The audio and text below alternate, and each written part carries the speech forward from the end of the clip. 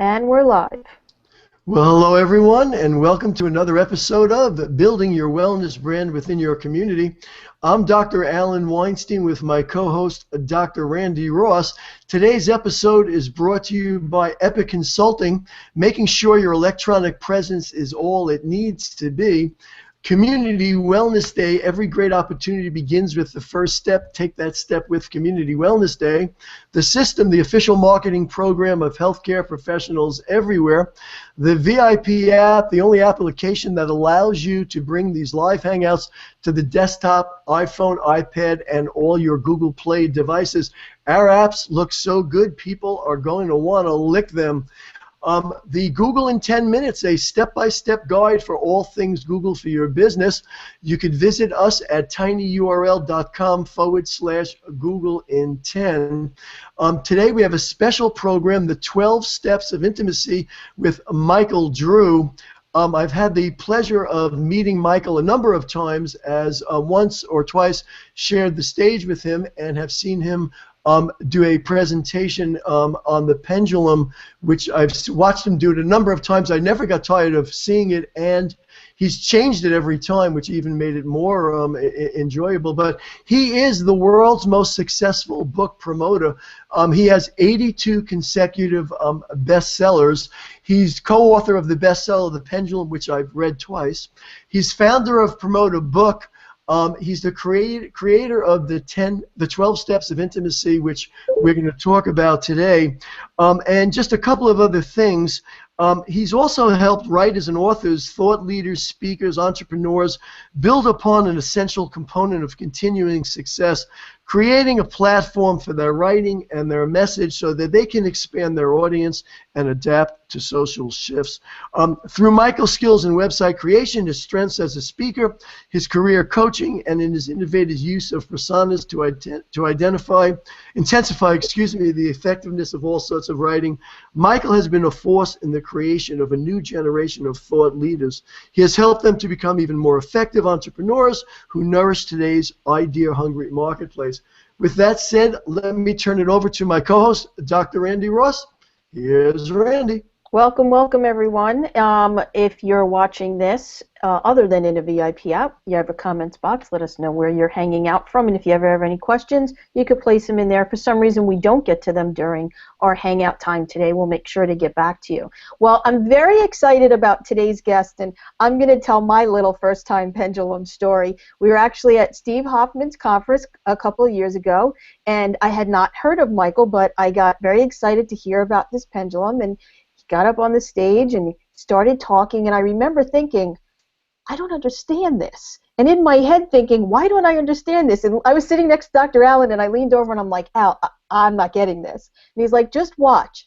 And as the whole thing really evolved, it was probably the greatest presentation I've ever seen. I talk about it all the time and recommend the book, and I too have seen it a number of times, and it's very rare that you see a presenter more than once on its same topic that you don't get tired of it. They change it, they update it. It's probably one of the most interesting things that I've ever seen created or written about. So I'm really excited. Michael's a busy guy that he took the time to be here with us today, and he's going to kind of tie in.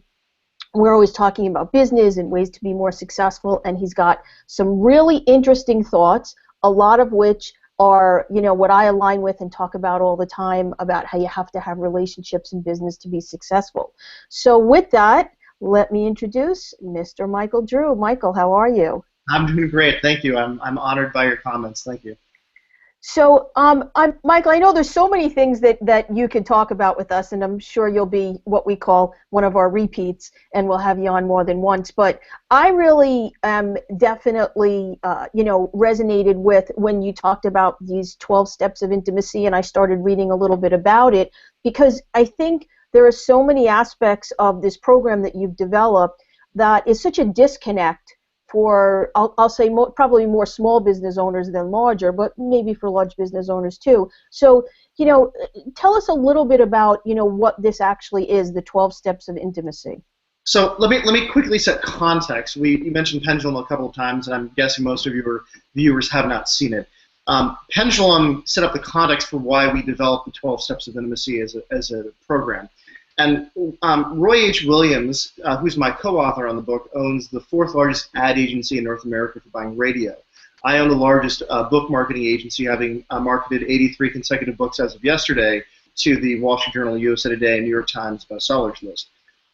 We wanted to give our clients a competitive advantage. How do you give your clients a competitive advantage? Well, how about if you can predict the future? In science, we look at chaos theory. Chaos theory states that there are patterns larger than what the left hemisphere of the brain can comprehend. In the Book of Solomon, King David said, "The thing that has been is that which shall be, and that which shall be is that which shall be done. And there is no new thing under the sun. Is there anything whereof it may be said, see, this is new, that has already been of old time, which was before us." Blackie Sherrod, the famous sports writer from the Chicago Tribune, stated, "The reason history must repeat itself is because we pay so little attention to it the first time." So, with that in our minds, Roy and I went back and researched both qualitatively and quantitatively the last 3,000 years of recorded Western civilization, looking for a pattern in the way society changes its mindset. And indeed, we found one. We found that humans are not unique snowflakes, that we very predictably do the same thing over and over and over again. Now, what we found was that there are these two cycles, a cycle of we, about the community, and a cycle about me, the individual. Neither cycle is wrong or right. But what we found was that human beings always take a good thing too far. This is a psychological system, and when you take me too far, we become a society that is plastic and phony and a society of posers. When you take we too far, which we're currently in a we cycle, when you take we too far, we become a society that is highly regimented and highly conformed, and we start going on witch hunts against people who don't conform to our ideologies or beliefs. So with that, again, our intention was a business application. And from 1963 to 2003, we were in a me cycle, where in marketing and advertising, direct marketing ruled the day. It was about push. It was about seduction. It was about helping people believe that they could be bigger and better than who they were. When we moved into a we cycle in 2003, which will end in 2043, we entered a cycle where our currencies were authenticity and transparency. And what we demand more than anything else is relationship and community. And so it would stand to reason that we would see the release of the internet, Google and YouTube and all of the social media, which are all about the creation of community. Now, selling is done one-to-one or one-to-few in an intimate environment. The three of us on this call are in an intimate environment. Everyone else who's on this engagement is in a semi-intimate or non-intimate environment because they're not having the same dialogue that the three of us are having, although they can engage through the comments on the side. It's not a fully intimate environment. And so what we found, and marketing and advertising is always done in a non-intimate environment. A non-intimate environment could be TV, radio advertising, print advertising, internet marketing, anything that is done not in an intimate environment where we can have back and forth engagement. So what we noticed, and the reason we originally did the research, is that the old forms of communication and marketing, as we moved into this we cycle, were no longer working. The old forms of direct marketing were simply not getting the conversion rates that it used to. And instead of relying on the old dog continuing to generate the revenue, we said, no, we really need to know what's happening, why it's happening, and where we're headed. Now, in business topology, we know that if there's a problem that is industry-wide, that you don't look in the industry for the solution to that problem. So if there's a marketing problem in terms of the effectiveness of communication to an audience, you don't look at other advertisers to see what's working, you look outside of that. The best example of this was Henry Ford. Henry Ford is credited as creating the assembly line, although he really didn't. For those of your viewers that don't know this, what happened was Henry Ford wanted to find a better way to build a car faster, and so he started going into different industries to see how they would mass produce things. And one of his friends happened to be a butcher who owned a big meat shop, and he went in to see how they cut animals. And what he found was that they had a different butcher for a different part of the cow. They would cut off the head, they would cut off the legs, they would cut off different pieces of the cow. So they would disassemble the cow in a line. And what Henry Ford said was, oh, let's reverse that, and instead let's assemble the car one piece at a time with one person being in charge of one element. So what he did is he looked outside of his industry, automotive, and went to meat packing and found that that was the solution. So what Roy and I did is said we need to look outside of marketing and writing to find the solution to this marketing and communication problem that we're facing. And so we asked ourselves the question, who has done, outside of marketing, who's done more data and research on human persuasion and on building relationships with each other? And what we agreed upon was that marriage counseling was the place that had done more research than anywhere else.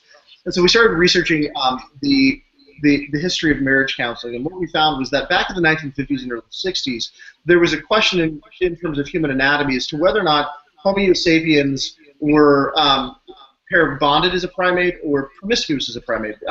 The bonobos are very promiscuous, the gorillas are very pair bonded, they have one or two mates for life, and that's all. And it's based upon the size of the male testicle of the primate.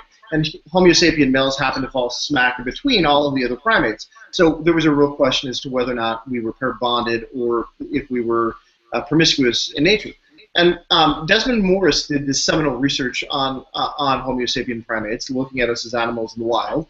And what he determined was that human beings prefer to have the comfort and security of a pair-bonded relationship. While we may want promiscuity beyond that what we fundamentally need and desire is the core of a pair-bonded relationship.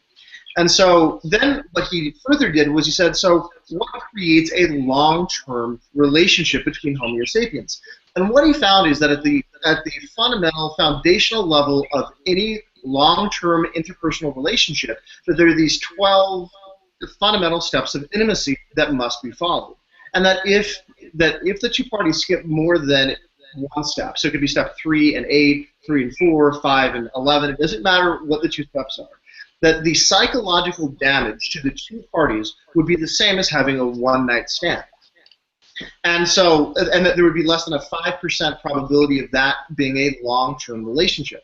So what Roy and I did is we said, you know what, psychologically, whether it's a business relationship or an interpersonal relationship, the fundamentals of the psychology is the same. Yes, the customer experience is different, but the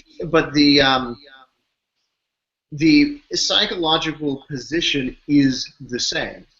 So what we did is we took Desmond Morris's 12 Steps of Intimacy and we applied them to business, and we mapped it out so that we could help our customers build more intimate relationships with their customers. So here are the 12 steps, and here's how they relate. Step 12 is sex. Step 1 is eye to body. So I see a beautiful woman across the room, and I make an instant determination as to whether or not I'm interested or not. So the goal in business is to take the customer from seeing you in an environment that you do not control to being fully engaged with you at whatever your highest level product or service is. So in the interpersonal context, I see a beautiful woman. I make a quick determination as whether or not I'm interested or not. Now, the woman that I'm looking at, the only thing that she can control is how she presents herself. Whether it's at a restaurant or a club or a bar or out on the street, the woman has no control of who sees her, how they see her, the context of how they see her, and their experience seeing her. All she can control is how she presents herself. Similarly, in business, eye to body would be when your customer sees you or your business in an environment or medium that you do not control. If you're speaking on stage, me being on this show, if someone does a Google search and they find you in a Google search, you do not control what is happening around you. All you can control is how you present yourself, how you understand your audience, and how you present yourself to said audience. So step 1 is eye to body. It's being seen by your audience and by your customer base, and knowing how to position and present yourself in those spaces to be seen. Step 2 is eye to eye. I see the beautiful woman sees me. This is where the concept of flirting comes in. Now, in business, what's important to note is that there are 4 currencies that we exchange one with another. One is time, one is energy, one is information, and one is money. And how much of each of those currencies you ask will dictate and determine what currency you ask for at which stage of these 12 steps.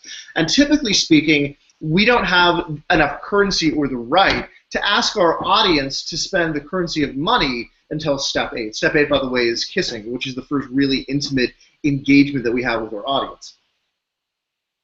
So, step 2 is eye to eye. I see the beautiful woman sees me. Now, what happens is, because I don't have the currency with the woman to look at her for a long period of time, if I just stared at her, Dr. Randi, if I just stared at you, you didn't know me from Adam, if I stared at you long enough, I'd probably freak you out because I don't have permission or currency to do that. And we know each other, and there's still a point at which I could stare at you and I would freak you out because I don't have enough currency with you. But with my fiance, I can look at her for a long period of time because the depth of intimacy that I have with her is deep enough that I can look at her for a long period of time.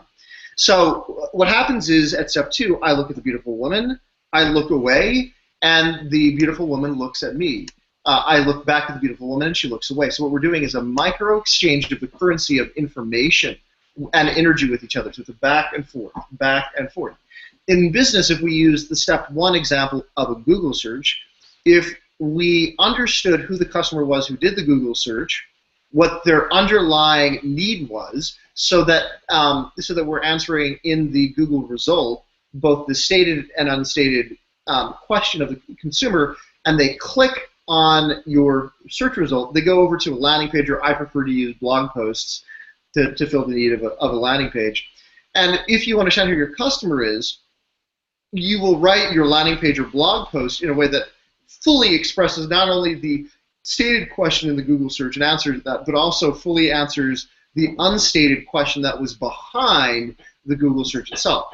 And if you understand the psychographic of who your audience is, you can write that blog post in a way that speaks in the language, the psychographic language of your customer, so that the customer will virtually feel seen by you. So step 2 is eye to eye, where you see the customer and the customer sees you.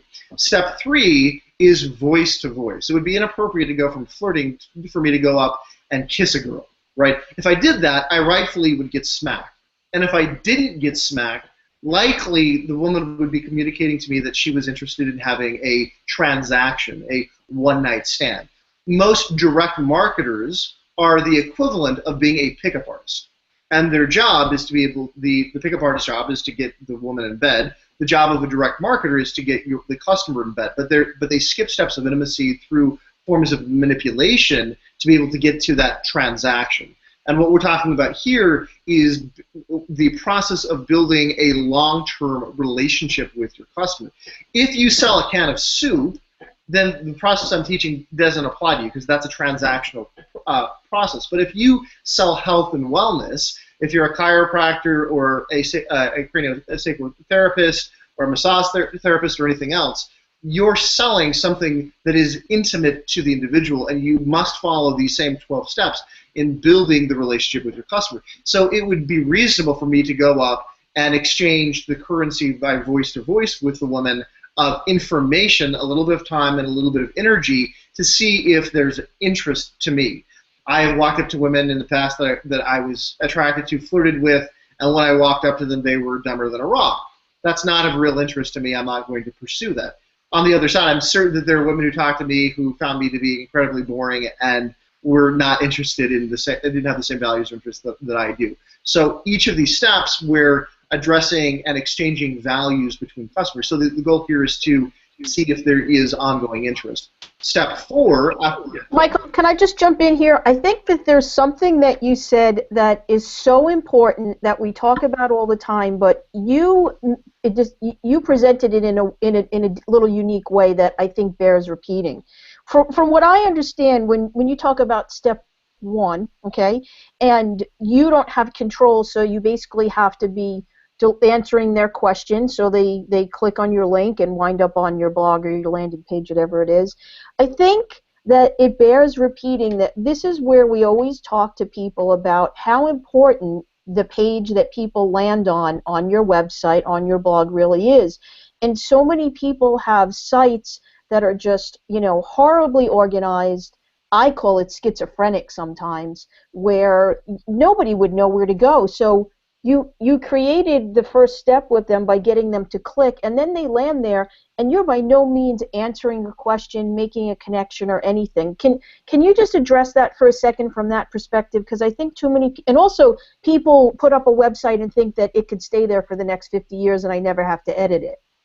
So, oh yeah, I mean, websites are never static. They're fluid and should always be updated based on information and the experience of the customer. Look, what we're talking about here is mapping out in a non-intimate environment the experience of the customer, right? There's a book by Brian and Jeffrey Eisenberg. It's an ebook titled Buyer's Legends, and I highly recommend that the viewers of this go to Amazon, buy it, download it from Kindle. I think it's $2.69 or $2.99.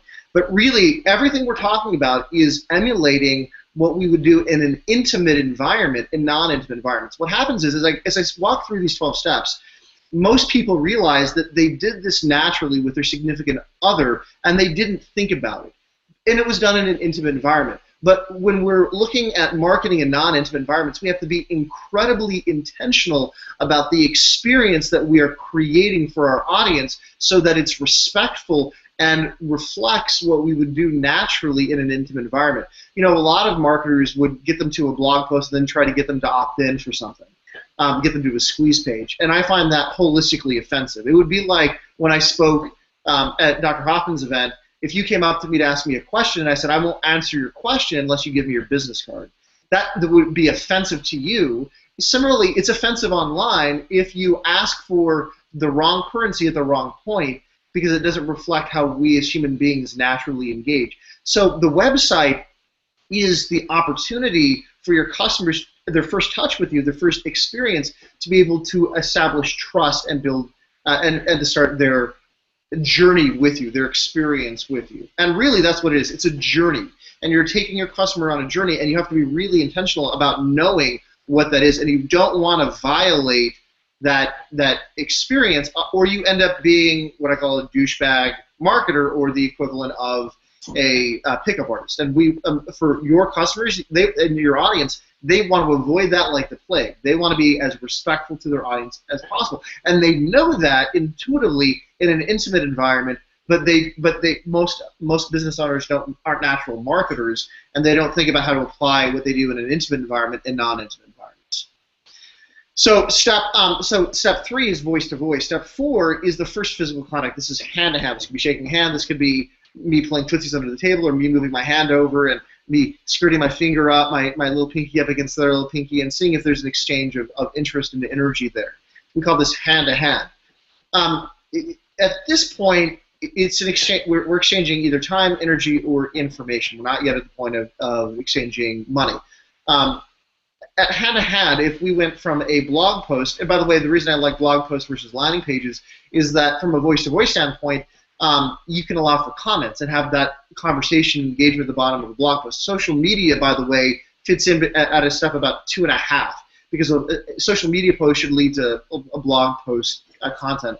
Roy Williams would say, to win a customer's money, you must first win their time, and then I would add the other currencies on top of that. But it's going from 30 seconds of time to 8 hours of time to read a book at step 8. That's what we're bridging, is that amount of time. And so at step 4, what I often will have a client do is either give away without an opt-in a free white paper or report of some kind, some content, so that the audience engages more time. It could be that they spend 10 to 15 minutes listening to a podcast at this point as well. But we don't want to ask for too many currencies. We still only want to ask for one currency. And typically speaking, at step 4, we're either going to ask for a little bit of information or a little bit of time as a currency. The other thing that we like to do at a step 4 online is what we call a reverse opt-in. Now, I said earlier we don't want to do squeeze pages and opt-ins, and I fully agree with that. What I'd like to do at a step 4 is have the customer take an assessment that allows us to reflect back to them who they are. AWeber, which is a CRM, did a study about 5 years ago where they looked at all of their clients' subject lines for emails, and they were looking for what subject line got the greatest open rate. And what they found was, regardless of whether it was selling Viagra or personal development or a book or selling candy, that the #1 subject line for open rates was, "You are not alone."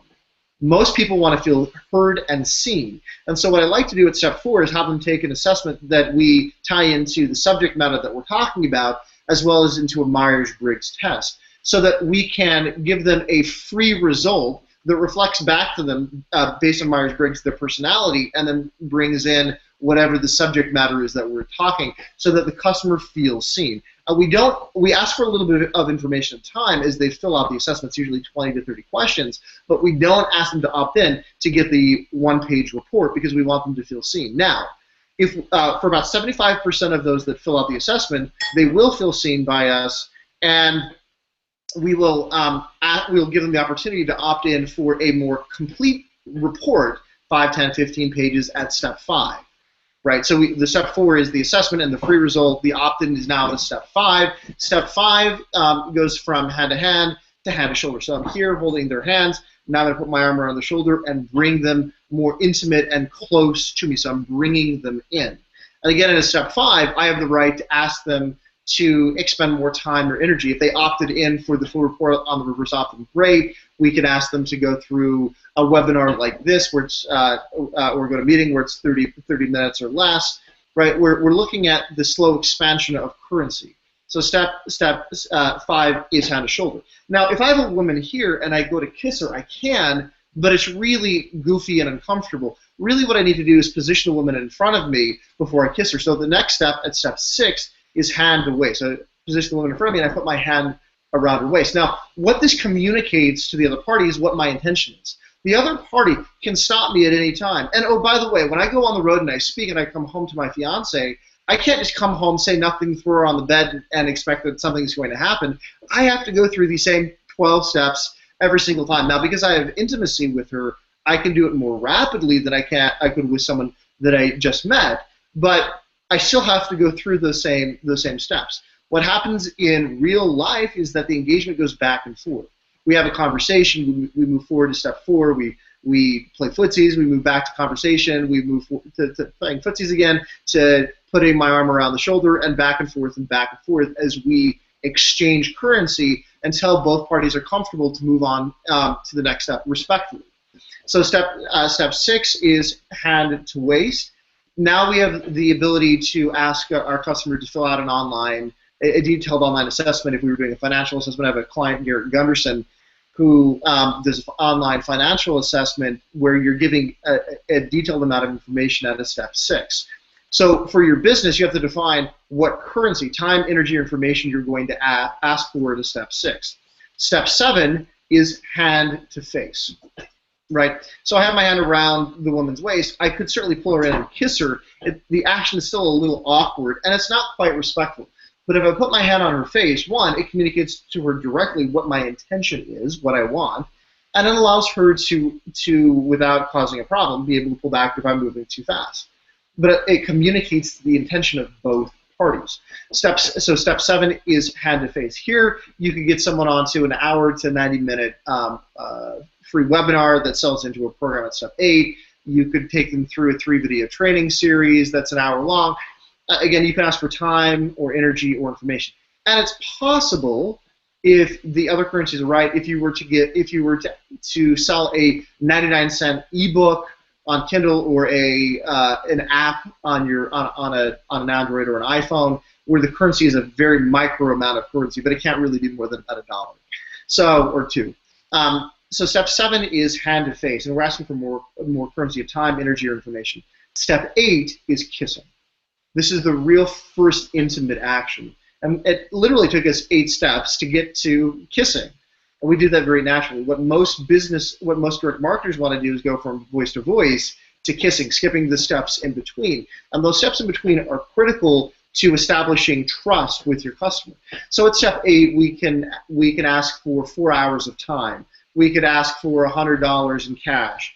We could ask for a bit more information or a bit more energy. If you're helping someone work out, you have a workout program, you can ask them to work out for 30 minutes, but you can't ask for 30 minutes of workout and $100. You could ask for $20 and 30 minutes of workout, but you've got to work out what the balance of currencies are at that point. So step 8 is the real first intimate action where you have the right to ask for a real currency of money. From there, it gets hot and heavy pretty fast. It goes from kissing at step 8 to step 9, which is hand to body. Define that as you will, but it's hand to body, and this is the concept of petting. At step 9, now we have the right to ask for more time, more energy, more information, more money. Oftentimes at a step 9, this is where a psychologist could come in and work with a patient. This is where you could do a 2-day event. You could ask for up to $500 in cash. Garrett Gunderson at this stage has a conversation. One of his agents will have a conversation with their clients for an hour, reviewing all of the information that they had previously submitted. So it's really an issue of figuring out what currency is right. But you can ask for a bit more time, more money, more energy, more information at that point.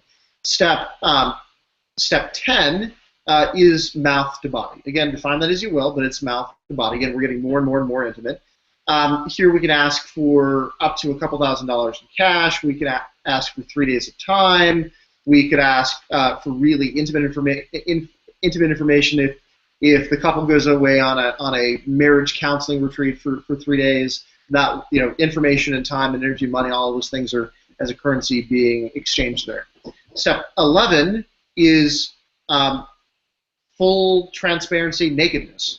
Now, in business, sometimes and oftentimes nakedness, being fully open and transparent with the other party, is as far as you get. Being truly naked in a virtual sense can be really scary. To be totally honest and transparent and to hide nothing can be scarier than sex itself for many, many people. And so here it's getting the customer to fully open up. They could spend up to $10,000 in cash. They could spend a week of time with you. This could be truly deep emotional healing. This could be a year-long contract for chiropractors. This is really intimate, deep work. And of course, step 12 is full body intimacy or sex. This is the premier product or service. The majority of your clients will stop at step 10 or step 11. Those that get to step 12 are your raving fans. You're going to get the best referrals out of your step 12, and they're the ones that are going to engage with you at the deepest possible level.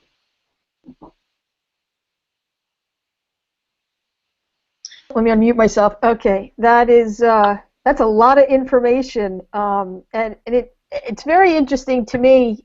One of the constant concepts and tones that you get from what I do is we talk about building relationships is the only way to have long-term sustainable growth in a business. I don't care if you're a realtor, a chiropractor, or anything in between. And you have to have patience. So you just kind of, mirrored that by explaining that there's 12 steps. You can't. I always say there's no shortcuts. If you're really looking for something that's going to reflect your business for years and years and years. If you're looking for shortcuts, you're a pickup artist, and admit that you're a pickup artist. Yeah, I have a couple. Go ahead, Down. I have a couple of questions, Michael. That first of all, you took marriage counseling as the basis to look at that, and then recreated that. Was marriage counseling a successful entity? In other words, did they have any value truly? I know a lot of people go for marriage counseling. As the outcome of marriage counseling ever show real benefit? Number one. Number two, I just want to get all my questions out because when you get on a roll, it's hard to stop you, so I'm going to give you all my questions and you could jump into those. Number two, in this first step where we're doing eye to body, we're now in a situation where there are so many people striving for the attention of the individual. It's like you're at a party, that person is there, and there's a whole bunch of eyes checking out that person that want to engage them. So now it appears that the only way you can get the attention of somebody is almost steal it from somebody else. So is that a factor in the 12-step? And lastly, reputation. So in other words, if I'm in the market to get a #1 bestseller, and I know that Michael Drew has 83 bestsellers, do I skip steps in the process so that I'm already step 4 when we start, or step hand to shoulder or something, because I know that you have what I want? So if you could answer those 3 things. Absolutely. So to answer the first question, what Desmond Morris defined and determined was that the psychological damage of skipping more than 2 steps makes it virtually impossible to fix those. It's not impossible, but it takes a lot of work by both parties to fix the relationship. And they use which step was skipped, and I'm not a psychologist and I won't pretend to be, but they find out what steps were skipped, and they then have different systems to try to resolve it based on the steps that were skipped. Most parties are not willing to go through the work to make that happen, and so it certainly identified how you could solve it if you were willing to. It doesn't necessarily mean that both parties are willing or would do that. For me, it's very practical from a business standpoint for marketing because I can make sure that my clients set up the systems appropriately. Let me answer the third question because I think I forgot the second. The third question was in terms of, the second question was in regards to being seen at a party. So here's the thing. In a we cycle, which we talk about in Pendulum, our currencies are authenticity and transparency, and it's about building community. One of the things that we learned very quickly is that it's no longer about defining what you stand for, but defining what you stand against. So if you're in a room, it's better for you to know what you stand against, not try to be the center of attention for everybody, but rather repel everybody that you don't want and only attract those that you do want. So the people that are going out trying to attract everyone, that are social butterflies, they really don't, from a business standpoint, they don't understand how we build community in a we cycle. It's better to define what you stand against in a we cycle than it is to define what you stand for. If you can clearly articulate what you stand against, people will know what you stand for, and you'll attract those that are going to be the best fit for you from a business standpoint. Now, the question about hiring Michael Drew. We have clients who come in transactionally. They have a need. They come in, they want us to do bestseller campaign. Now, I own a full-service marketing agency that builds thought leadership platforms. We do websites, we do persona architecture, we do marketing advice, we do a whole bevy of things. If someone comes in who has heard of Michael Drew, has heard of Promote a Book, and wants a bestseller, they're coming in transactionally. And those clients don't hire us to do anything else. They only hire us to do the bestseller because that's what they came in to do. They're happy with the service. We deliver exactly what we say, and they go away. They may refer us, but they don't come back to us to use our other services because they didn't come in relationally. Those clients who come in through the same process, they come in from referral. Even if someone sees the three of us on this call today, what you're doing is transferring your reputation and relationship with your audience to me. Now, that doesn't mean that I can skip steps, but it will allow your audience to more quickly go through the same steps because you're transferring confidence from you onto me and trust from you onto me, so it will allow the audience to more quickly move through it. Clients like Garrett Gunderson, who worked with us on every level, started off with going through these 12 steps. And yes, he was introduced, but he was methodical about it. He went through it.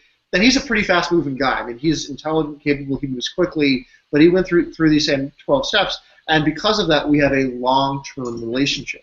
So it's not to say that we don't have transactional-based clients. We do, but we have to recognize that those that come in transactionally, the probability of them being a long-term client beyond that is less than 5% because they're only looking at us transactional. If you went in to get an oil change and the Jiffy Lube did exactly what they said, great, they did what they said. You could have had a great experience, but you may go to a different oil company next time because you went in transactionally, not relationally. So the transactional, if you could still hear me, I'm not sure. So even if with someone like yourself with your reputation, it would be like a one-night stand, but they know what they're getting ahead of time. Correct. They know exactly what they're getting, and I had Ryan Dice, who does digital marketer, said. I know Ryan, sure. Yeah, Ryan said about me that I'm the best one-night stand that he knows, and I'm so nice. So. But yeah, that's the thing though. It really we know. I know coming in from experience, and they know coming in. It's going to be transactional. It's going to be one night stand. We're going to have fun, and when it's over, it's over. And we don't have an expectation of a long-term relationship. Right. Well, I'm going to do my Michael, what I call Randy's recaps, which usually I have a list of things. I have so many cards here. Oh my God. But here's the thing. This is what really stands out for me if I had to kind of pick one thing, not to take up a whole lot of time again. I think understanding that we are in a we cycle, and for those of you that, I know Michael explained it, but read the book, and understand that, I think you said that's until 2040 or 2043. Yeah. That it's about relationships and community. So you have to integrate that into your business model and into your business mindset. And that's so important to understand. There's so many people that miss so many opportunities because they're in a me cycle, but the rest of the world's in a we cycle. And I have a 14-year-old who I think they're all in me cycles, but that's a whole nother talk. So I think that that's really important to take away from this, that you need to look at your business and take this information that Michael gave us and, look at your website and look at how you're communicating, and are you a pickup artist? And it's okay if you are, but recognize it, admit it, and correct it, because everything is correctable and you can have that long-term growth, and that's what we're always talking about. I am going to turn it over to Dr. Allen in a few minutes. I just want to let Michael, have like kind of a last word here, if Dr. Allen wants to bring up our closing slides. And I'm sorry our time was short, but we'll definitely get our schedules together, Michael, and have you back. Great. All right. Final words is treat your customers with respect and dignity, and intend to build relationships, not transactions with them. I believe this will be on the final slide. What I'd like to do is give a gift to your audience. The first is we have a program called the Pendulum in Action Fundamentals, which we launched with the book. Normally we sell it for $147.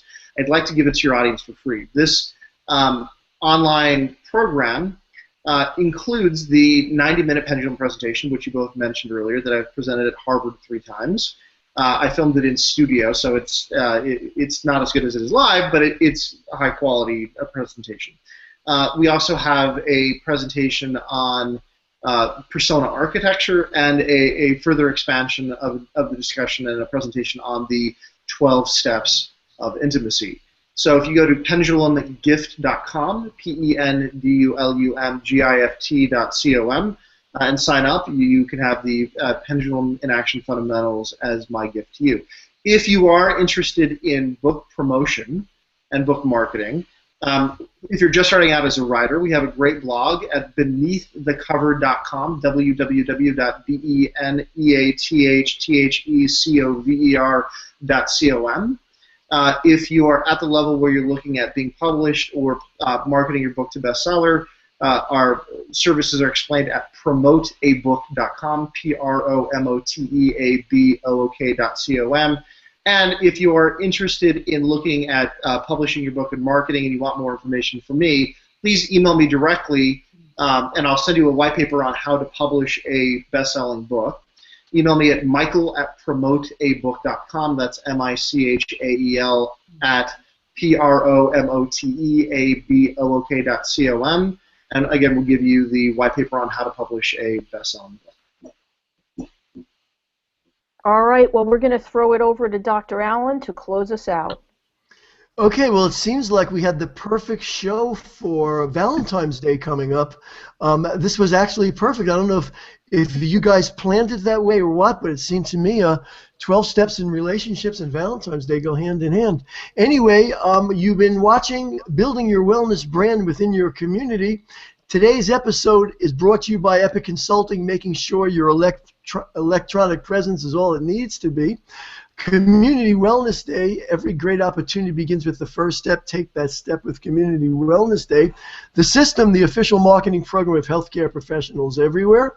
The VIP app, the only application that allows you to bring your live hangouts just like this one to the desktop, smartphones, and tablets of all those people following you. And, of course, our new program, Google in 10 Minutes, a step-by-step guide for all things Google for your business. And you can learn more about that at tinyurl.com Google in 10. On behalf of myself, Dr. Alan Weinstein, my co-host, Dr. Randy Ross, and a great guest today, Michael Drew, who I'm a great fan of, as is Dr. Randy's, we want to say thank you for coming, and we look forward to speaking with you again next week. Thanks, guys.